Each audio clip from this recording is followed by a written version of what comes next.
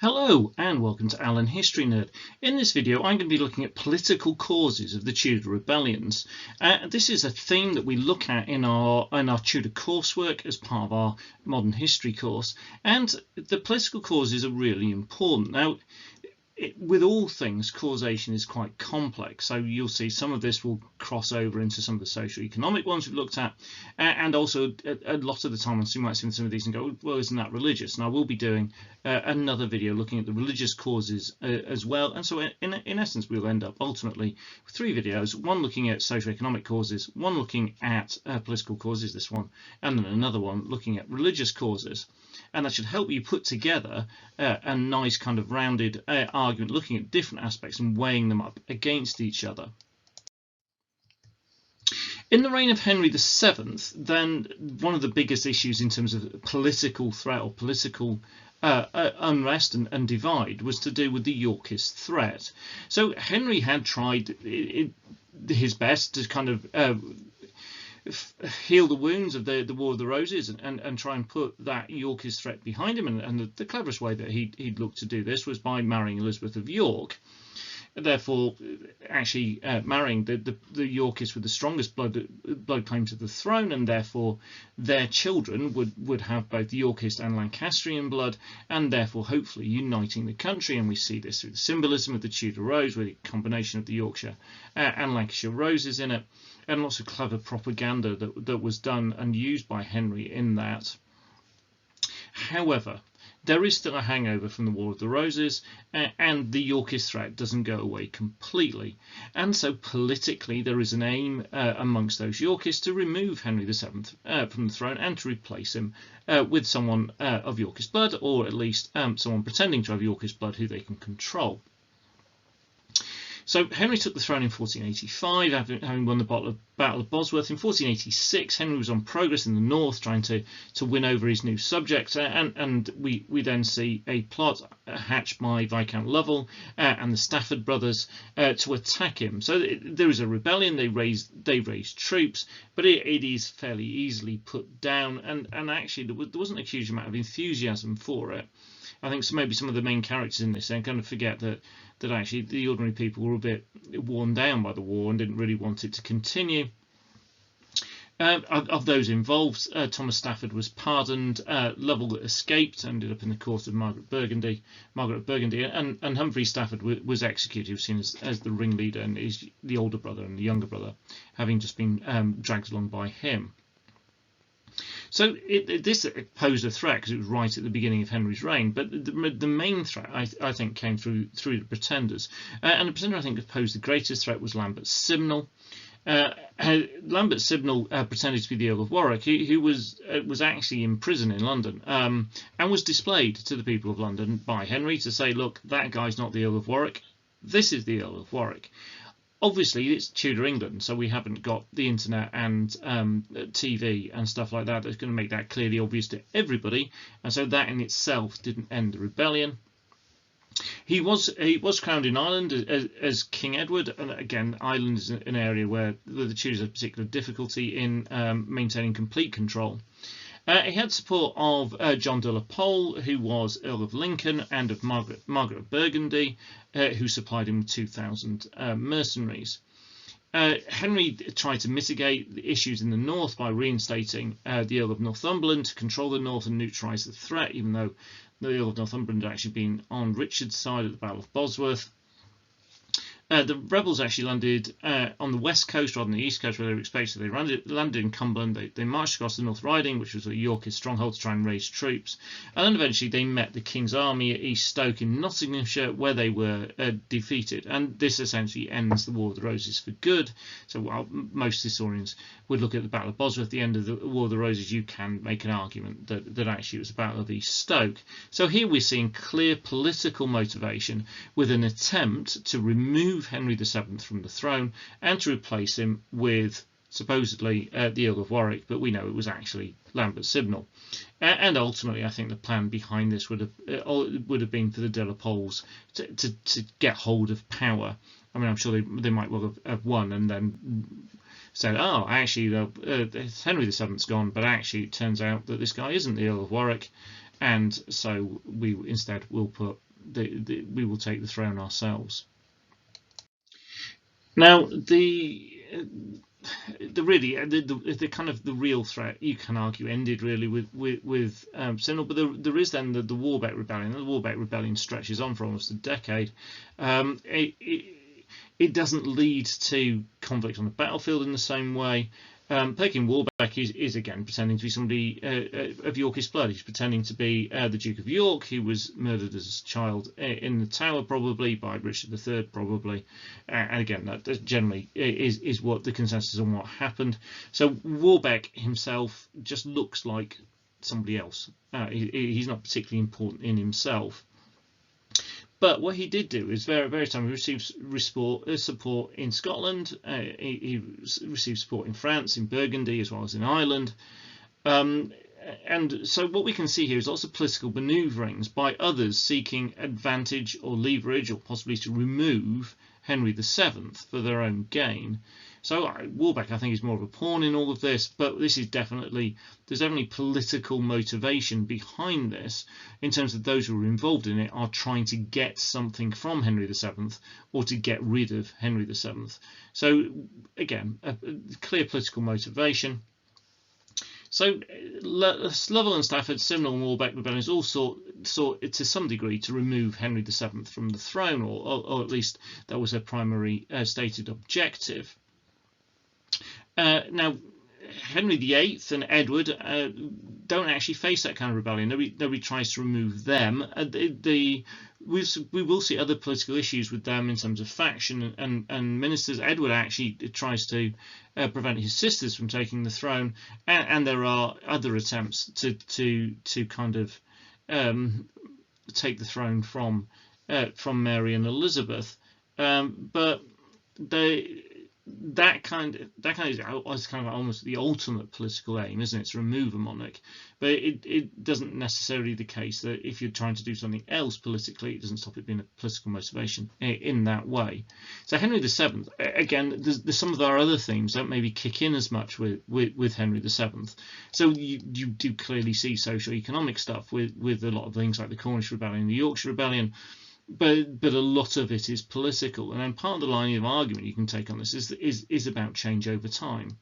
So another aspect that we'll look at, religion, is going to kick in more later, particularly from the 1530s onwards, whilst it isn't again a massive motivator, or isn't a motivator really in the time of Henry VII.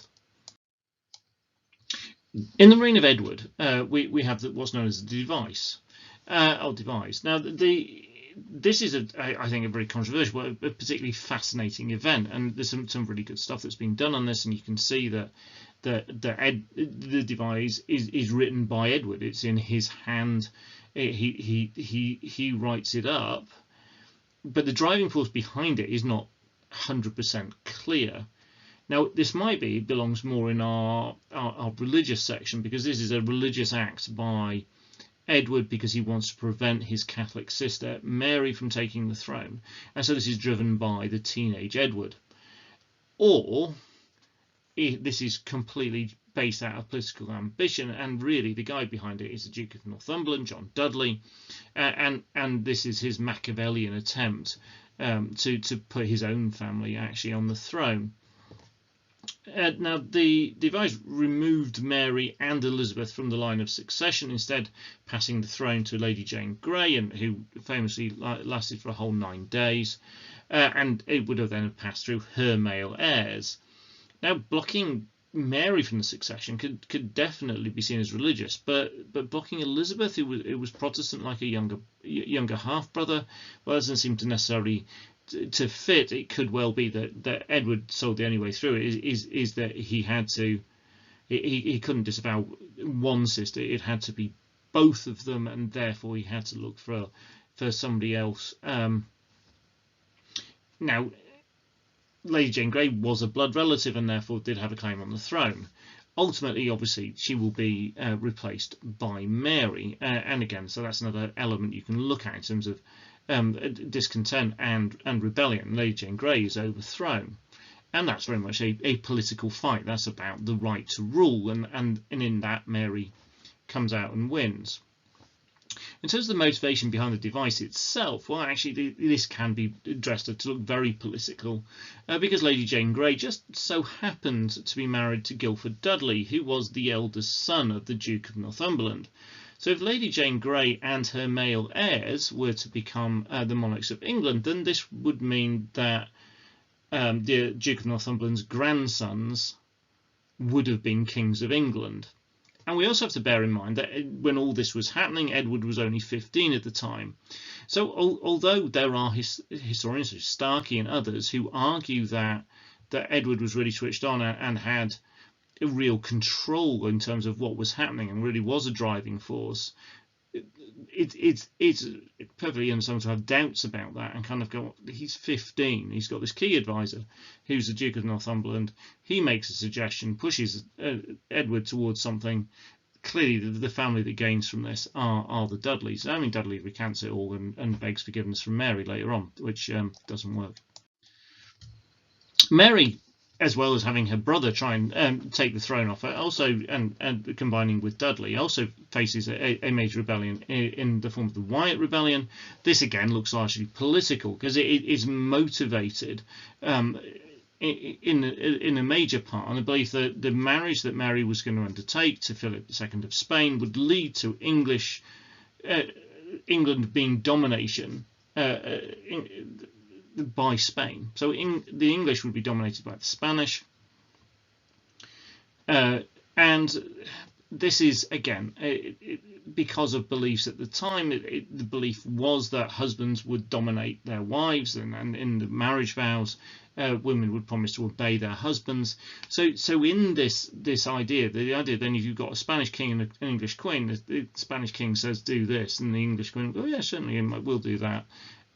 Because she has to obey her husband. And so Wyatt calls for the marriage to be called off, and there was even suggestion that if she wouldn't listen, then she would be replaced on the throne by her sister Elizabeth. Now, with this, we can see that this the political motivation behind it, but some of it doesn't completely add up. I mean, it was completely clear in the marriage contract and ensuring treaty that the English independence would be assured. The only actually major consequence of the whole rebellion was the arrest of Elizabeth, so it actually probably put Elizabeth more in danger than it did help her towards the throne. I mean, Wyatt did get to the outskirts of Scotland, to the outskirts of London, but his rebellion was unsuccessful. And there's also potentially religious motivation behind this as well, to do with Mary's Catholicism. So it looks very, very political, Wyatt's rebellion. It's against a political marriage. It's against an international agreement. It's about English independence and power.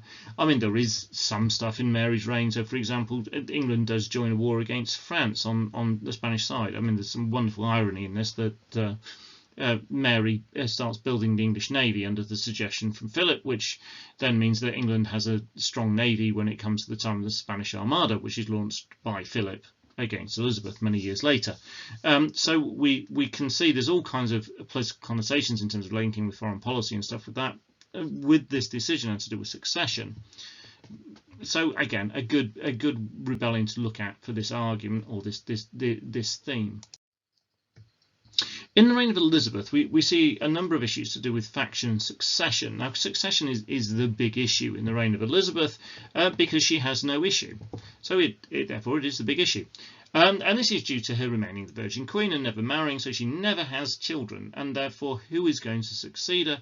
Now, Elizabeth famously said that she wouldn't name an heir because she didn't essentially want to dig her own grave, and she knew that a faction or a group of supporters would build around whoever she named as her potential successor, and people would get impatient and want to get rid of her.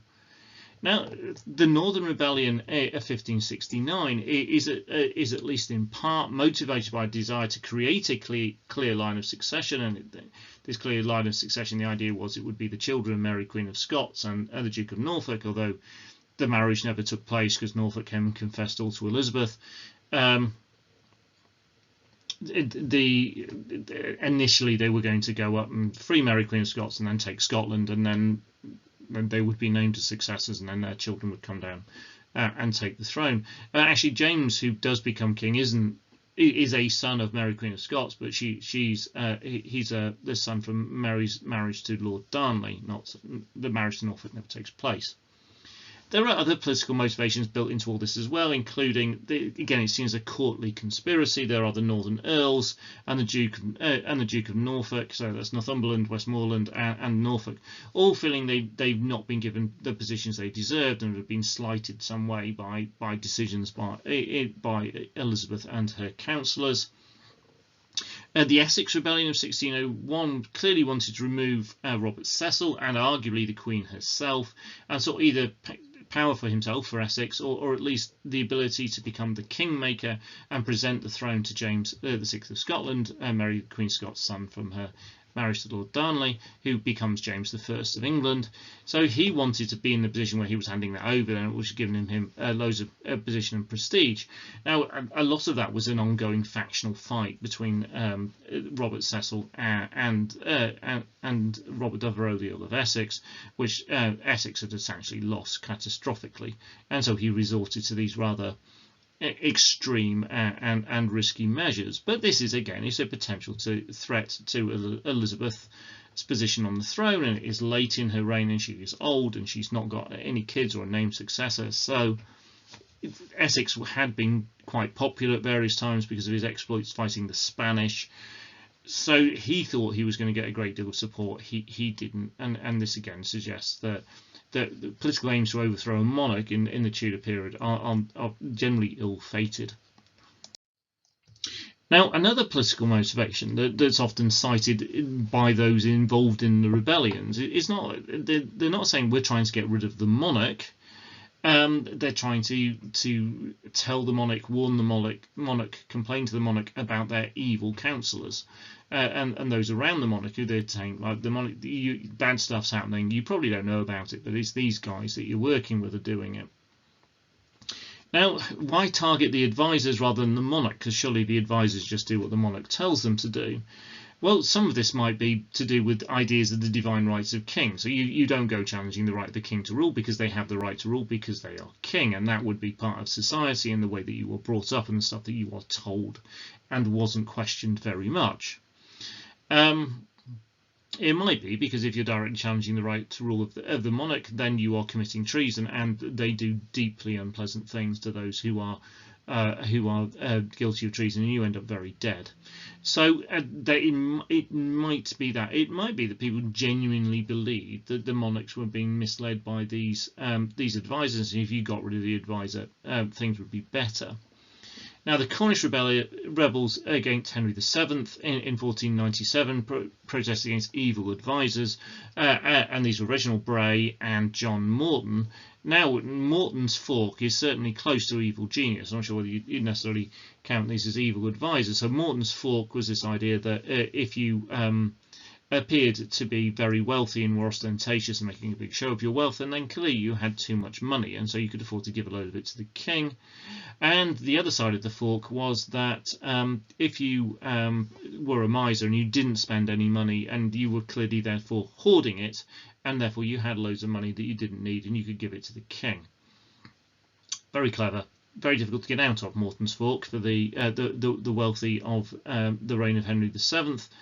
And so you can see why people would have had grievances against him, because he was after their money for the king, and we see this continuing later with the council learned in the law. So yes, there was stuff that people complained about the advisors in that period. We see it with Wolsey under Henry VIII.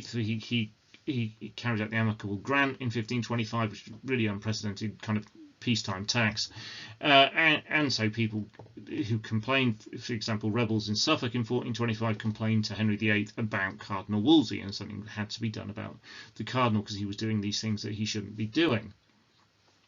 The Pilgrims of Grace, in the Pilgrimage of Grace against Henry VIII, and they again, rather than attacking Henry straight on, they targeted the advisors of low birth, Cranmer, Audley, the wonderfully named Richard Rich, and in particular Thomas Cromwell.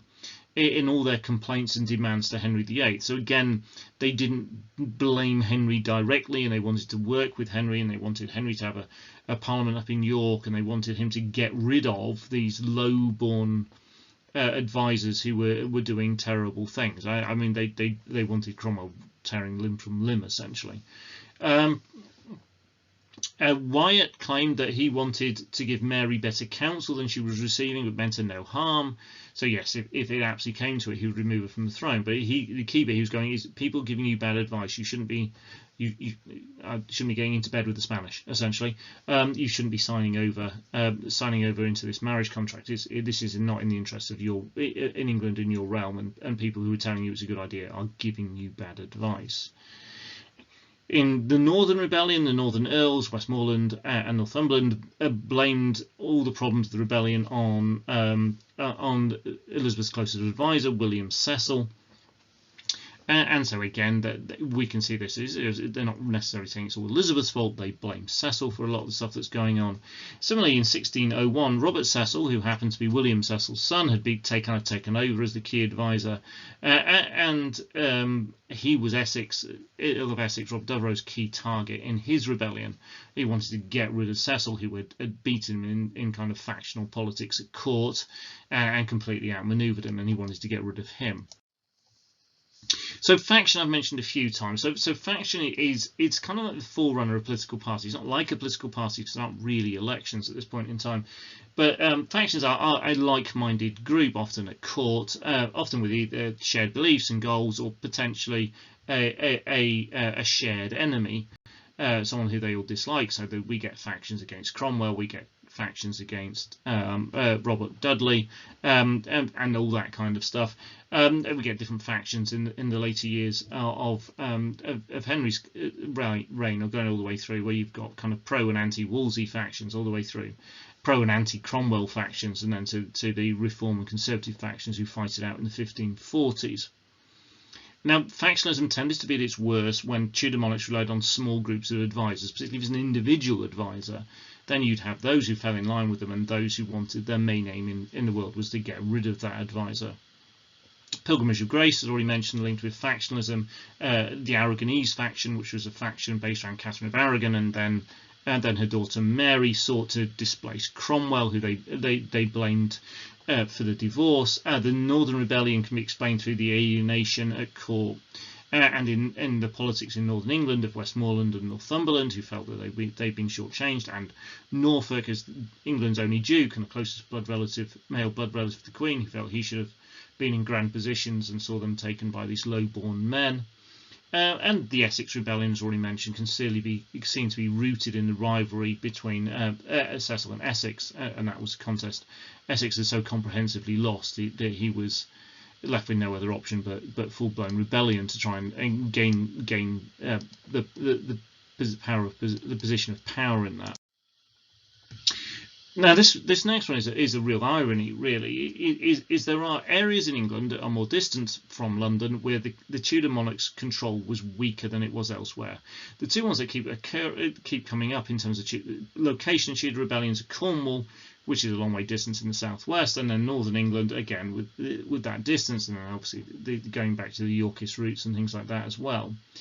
So these were areas where the Tudor control was just weaker, and then so this meant rebellions in these areas were more likely.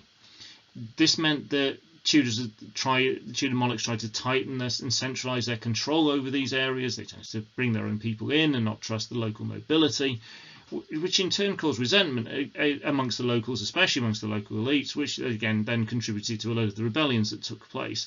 So actually, by seeking stronger control over these areas, the Tudors actually, in a way, can be seen to have caused some of the problems that lead to the rebellions. Ireland is the area where the Tudor control is arguably the weakest. Obviously, this is part of the English realm, but it's across the Irish Sea. It's more difficult to control. There's differences between the people, and particularly again later on in the period, differences in religion. So, English rule of Ireland is something that is hugely controversial, and again something which, if you've studied other periods of history, you will see has played out all the way through the modern day as well.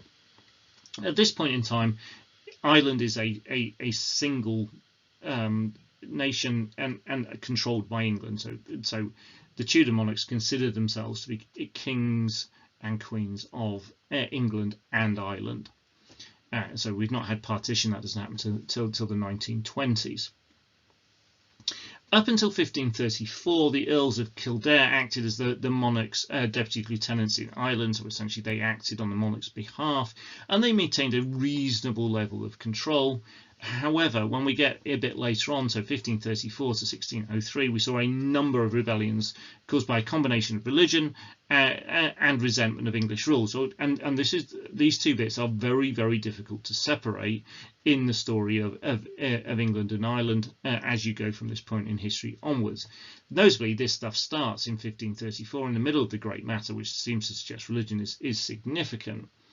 But some of it, there is a strong political element behind that and a strong nationalist element behind some of this as well. So the Silken Thomas Rebellion, 1534 to 1537, is Silken Thomas is the son of the Earl of Kildare, and he raised a rebellion because his father, the Earl of Kildare, was imprisoned in the Tower. As it was believed he couldn't be trusted to enforce the Act of Restraint of Repeals. So essentially, because he wasn't going along with Henry's policies, then that leads to action against the deputy lieutenant, and then this leads to a reaction in Ireland, so it causes that rebellion. So you can trace that back to political causes. We see Shane O'Neill's rebellion, 1558 to 1576.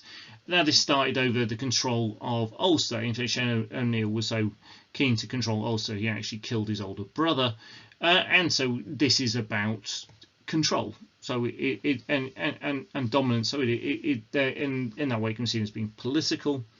James Fitzgerald ran two rebellions, and the first one was largely down to resentment of English colonisation, so it was a political matter. The second was also directed against English settlers. There's strongly religious elements in this. Whether they are the starting point or whether they are something that is more likely to gain you more support amongst the people is an issue of historical debate. Tyrone's Rebellion is the biggest of them. So this starts in 1595 and runs through for 8 years. So Hugh ONeill, who was the future Earl of Tyrone, had been raised in England in the household of the Earl of Leicester, Robert Dudley, but he went over to Ireland in 1593, and in 1593 and 1594 he largely defended the English against attacks by Irish groups, but he decided he wasn't getting rewarded enough, or he changed his mind on what should be going on, and he actually then started a rebellion that lasted for 8 years. And the aim of that rebellion was to end English rule of Ireland, and there was attempts to deal with the sent over from England, including the Earl of Essex, and it didn't work, and he's made a separate peace with Tyrone, which again was about Essex's political ambition. And obviously, this is going on at a time where there's war with Spain, and so there's potential kind of Spanish involvement, and so we see all the political machinations in that. Now, overall, political considerations play a major part in quite a number of the rebellions. Now, you can really separate it out, I think, in the rule of Henry VII, and you can argue that in the rule of Henry VII, political reasons are the most significant in terms of a lot of the rebellions, and maybe it then becomes more of a part of the cause of the rebellions as you go through. But even those that you might otherwise pin down largely as being religious, you have to remember there is a political element as well, and sometimes people use the religious imagery and the religious banner, the religious rallying call, whilst actually their initial motivation was, I'm being left out of this, I've not got control over that, I want to get rid of them. So sometimes the political stuff can be more important than it first appears. So I hope you found that interesting and useful. If you have, then please hit like, share it with other people that you might think will benefit from it. If you haven't done so already, then please do subscribe to Alan History Nerd. There's plenty of other videos on the Tudors, on Tudor rebellions, on the Tudor monarchs, and also a whole plethora of other stuff on various other bits of history that might be useful for A-level history. So there's stuff on the American Civil War, there's stuff on modern Britain, there's stuff on Tsarist and Soviet Russia. There's going to be some other American stuff coming out as well. So a whole range of stuff. And also, if you study A-level politics, there's an enormous playlist covering all of that as well. So have a look at my playlist. Hopefully there'll be stuff that will grab your interest. And if so, then please do subscribe. Thank you very much for watching.